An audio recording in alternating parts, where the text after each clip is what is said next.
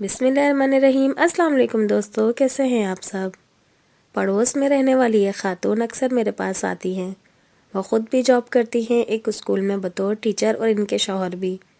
दोनों मियाँ बीवी बहुत मेहनत करते हैं। गर्मियों में एक दिन उन्होंने मुझे आकर खुशी से बताया कि हमने एसी लगवा लिया है, और किस तरह बचत करके लगवाया वो भी तफसील से बताया। आप देखें ना, हम दिन रात मेहनत करते हैं, सारा दिन जॉब, कम से कम सोए तो सुकून से, बस इसीलिए इतनी मुश्किल से एसी लगवाया है। उन्होंने पुरजोश होकर कहा। मैं इनकी बात से 100% मुतफ़िक हूँ। आप दिन रात काम करें तो इसके बदले नींद तो पुरसुकून होनी ही चाहिए। क़ारीन कराम, हम भी सब इस दुनिया में जद्दोजहद और मेहनत कर रहे हैं। इस दुनिया में हम चंद घंटे सोने के लिए अपनी नींद को पुरसुकून बनाने के लिए इतना एहतमाम करते हैं। गर्मियों में एसी और सर्दियों में हीटर, नरम गरम बिस्तर और हल्की हल्की रोशनी, शोर से पाक रूम, और फिर हम सो पाते हैं।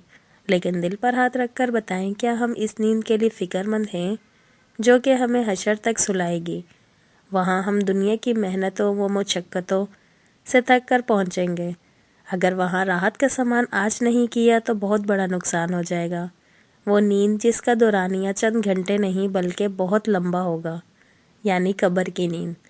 आज हम अगर नेक अमाल करेंगे तो हमारी वो नींद पुरसुकून होगी, और अगर हम गफलत में पड़े रहे तो इसका बहुत बड़ा नुकसान हमें ही होगा। अल्लाह पाक हमें फ़िक्र आखिरत नसीब फरमाए और अज़ाब कब्र से महफूज रखे। आमीन सुम आमीन। जागना है जाग ले अफलाक के साए तले, हशर तक सोता रहेगा खाक के साए तले। तो दोस्तों, आपको वीडियो कैसी लगी लाजमी बताइएगा। जिन्हें पसंद आई हो लाइक लाजमी करिएगा, और जो मेरे चैनल पे न्यू हैं प्लीज़ सब्सक्राइब किए बिना ना जाइएगा। इंशाल्लाह फिर मिलते हैं नेक्स्ट वीडियो में। तब तक के लिए अल्लाह हाफिज़।